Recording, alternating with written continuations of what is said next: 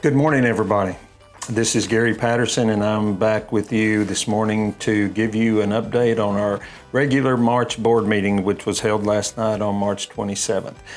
We'll have some additions to this video possibly, but each month we want to bring you the board news after our regular meetings. So if you didn't have an opportunity to attend, we can get you caught up on what happened at the meeting. So we start off with some superintendent's reports, and we've got a special meeting. I want to remind the community as well that on April 11th, there'll be a community meeting with the Moving Forward Foundation, and they will be showing us their latest technology as far as looking at the site, the inside of the building, all the way down to the classrooms, the office space, the cafeteria, and all the inside areas of the building. So we're really looking forward to that as that project comes together. And that'll be April 11th at the Herbie Ham Center, and we'll look forward to seeing you there as we continue to roll out the new school.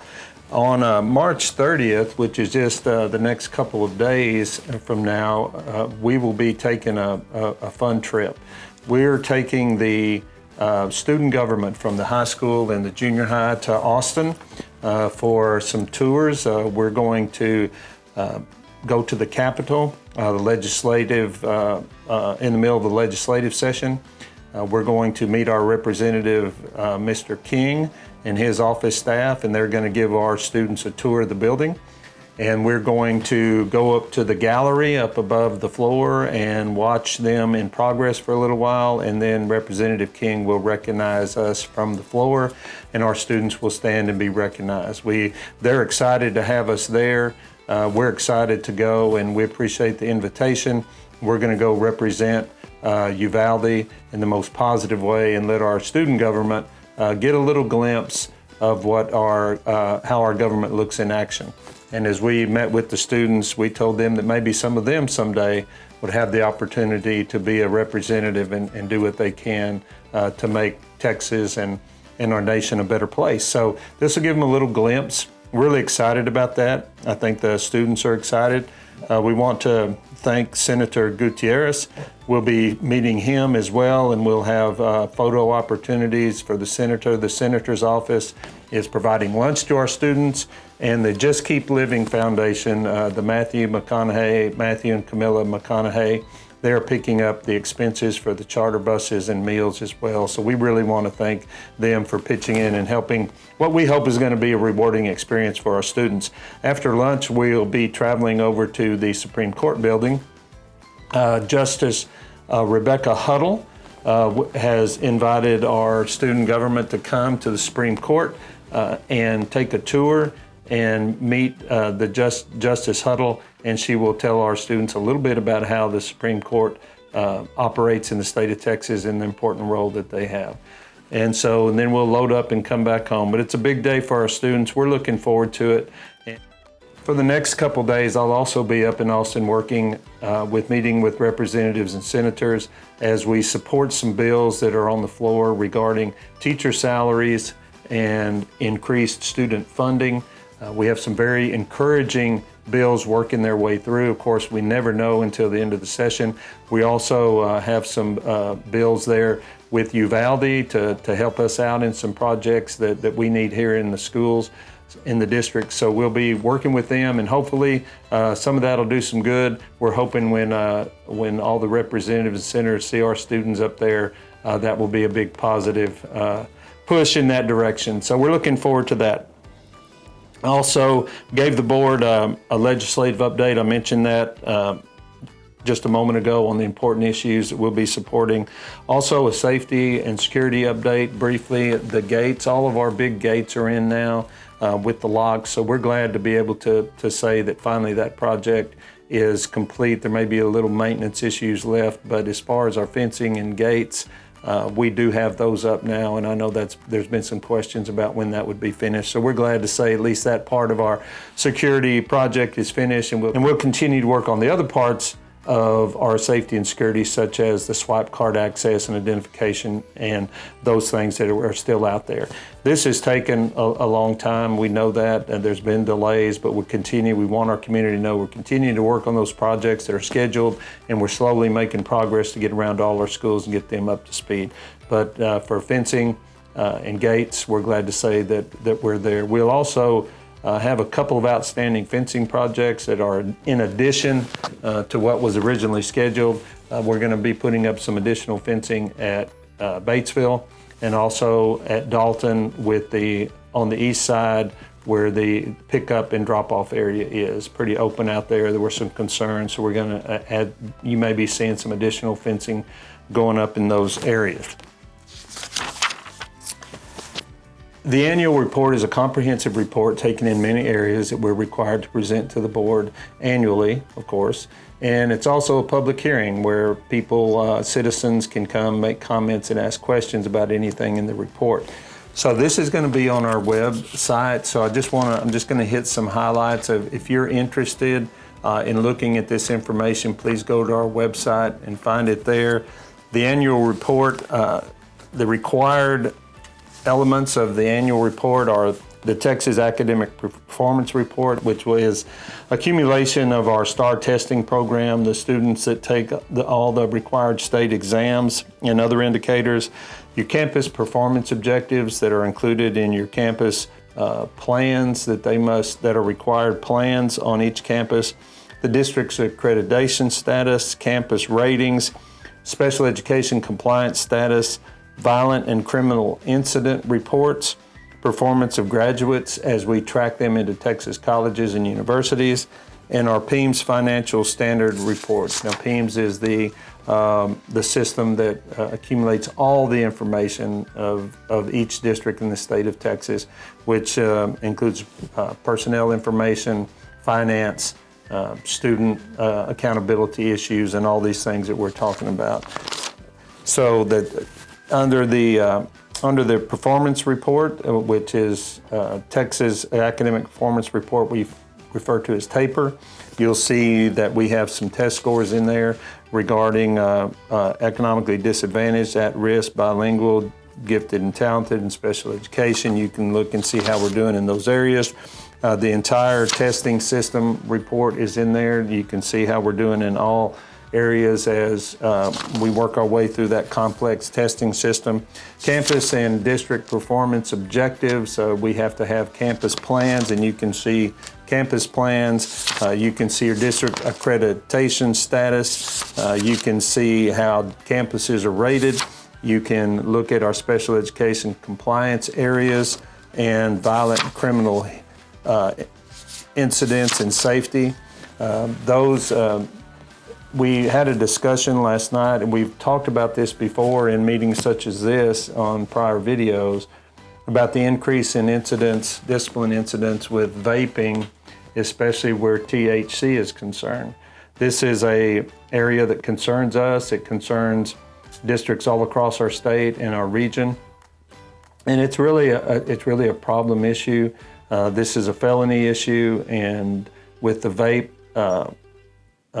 vaping paraphernalia, it's very hard to detect sometimes, and so we want to continue to try to raise awareness with all of our citizens, parents in our community about how serious this is. The avenues that students can get vaping are many, or get vapes are many. THC is dangerous. Again, it's a felony, and we need just to not take our eye off the ball here and realize that's a real issue. And how can we solve that together? And we think one of the best ways to solve it is to continue to raise awareness about it so our parents and community members can talk to our students about the dangers of vaping, the dangers of especially vaping with THC, and how that can impact students not only now, but in their future, especially if it's a felony on their record. So we all need to be mindful of that. So we got financial information, all of that in our annual report. So take a look at that. It's got a lot of information if you're interested in any of those areas. Go online and look at that annual report. Okay, back to our agenda. After the annual report, the board considered some changes in local leave policy, which needed to be that was just a wording issue that we needed to change. Also, they approved new board operating procedures. And so this document will go on the website as soon as we can get it up. If you're interested in looking at the board operating procedures, which outlines the major criteria on how the board is going to handle certain things, such as board meetings, their actions outside board meetings, what they can, what they cannot do, the legal parameters that Board of Trustees have to operate within, also how they interact with community, handle complaints, address issues, training, and all of those things. So if you're interested in board operating procedures, we've adopted a new set of those procedures, and they'll be on the web for you to look at as well. Also, later in the board meeting, I want to talk to you about an important agenda item on the board, and that was consideration for the board to purchase some real property. And the board voted last night to purchase 7.5 acres adjacent just to the east of where the land is being donated for our new campus. In that 7.5 acres, there's 13 what I would refer to as small houses, all very similar, built fairly recently to house, to give opportunities for executives or travelers to come in and stay short periods of time, I believe is why they were built in the first place. They're all on a block in the Slate Creek Ranch area, and the board has decided to purchase these houses for a couple of reasons. One, with the housing is very limited in Uvalde right now. Rental properties are very limited with all the DPS and the Border Patrol and the issues going on at the border. Hotels and rental properties are at a premium price and hard to locate. Many districts across the state are purchasing properties or have properties that can be staff and teacher incentives for coming into our area. For example, if teachers wanted to come to Uvalde and they live in San Antonio, Eagle Pass, or Del Rio, or areas that are 45, 60 or more miles away, and want to come and live and rent properties, it's hard to find those types of properties right now in Uvalde. This will give us an opportunity to provide teacher and staff housing at a greatly reduced rate. And we will be setting some criteria for that, and we haven't done that yet, but we will set criteria. But it's as an incentive and also as a benefit to staff, to attract them, to keep them, to give them opportunities for nice housing at a very, very, very low cost to them and their families. So we will be establishing some criteria, as I mentioned. It could be that you have to travel. If you travel a certain distance, then that opportunity will be there for you. We want to have a committee of some kind that could consider financial need for a family that's working in our district. And so we think it'll be a good incentive. We're hoping to recruit staff with teacher shortages across the state. If we have shortages in certain areas, we hope to be able to recruit. And if we can recruit the best, we want to be able to recruit the best possible people and candidates and applicants that we can. If we have some housing opportunities for those people we're trying to recruit, that could go a long way for attracting them to Uvalde. So we hope this is going to be a good incentive. Again, this is for staff, teacher incentives and benefits as we have some nice, affordable housing that we'll be able to use as a benefit. So we wanted you to know that and know the particulars about that. Again, that's 7.5 acres adjacent to the new property, and so we look forward to the time when we can get those properties available and start getting some staff if they choose to move into those properties. Just want to say that we've got a lot of activity going on this week as well. Both soccer teams are in the playoffs, and that's a lot of fun. Our UIL academic team at the high school just had a tremendous district meet, and we'll be sending 16 students on to the next level of competition in UIL academics, and that's a lot of fun. And hopefully that Miss Espinosa and I, on our continuing road trip, will get around and talk to those students and those teams and recognize those as soon as possible. Yes. Also, to wrap up the evening, our administrative contract renewals were proposed to the board. And so our campus administration, central office, and district administration were presented to the board, and their contracts were approved last evening as well. In April is teacher contracts and the rest of our staff. It's just an annual procedure that we must go through, our teachers and staff, on one-year contracts. And so if you see that and you're interested in that, March and April are the months that we take our administrators and teaching and the rest of our staff to the board to have their contracts renewed. And then finally, on a very positive, fun note, this is the time of year where we begin our Teacher of the Year process, elect our campus Teachers of the Year, and then we have some follow-up meetings for our District Teacher of the Year.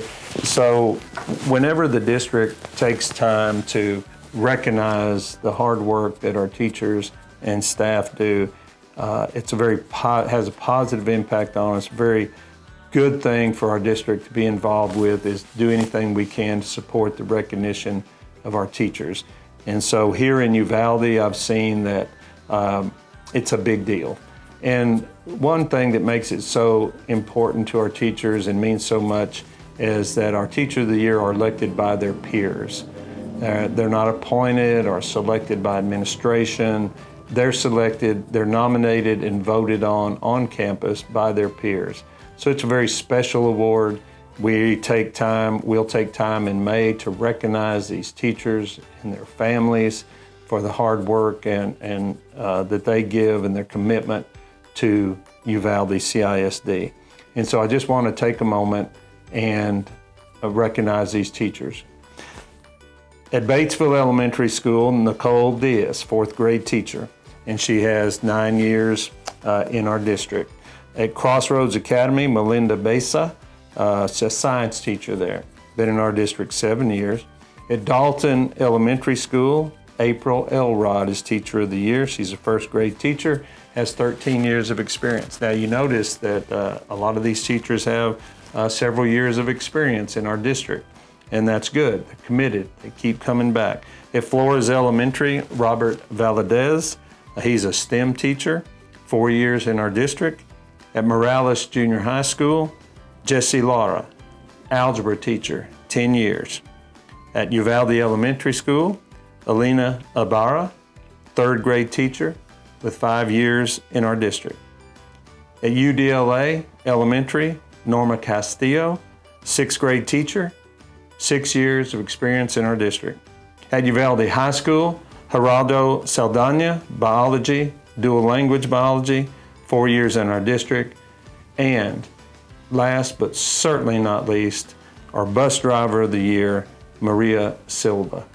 So congratulations to those. They are fantastic representatives of their campus and our community and their profession.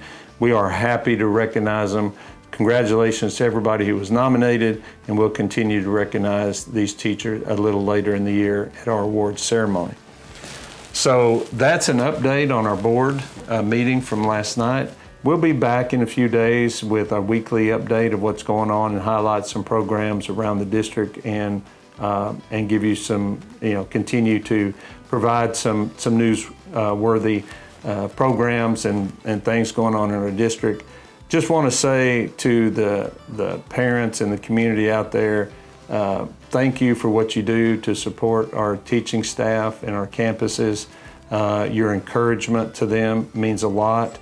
And so together, we are working hard to provide the best environment for your students, for our students to learn, to grow, to be prepared for the next step.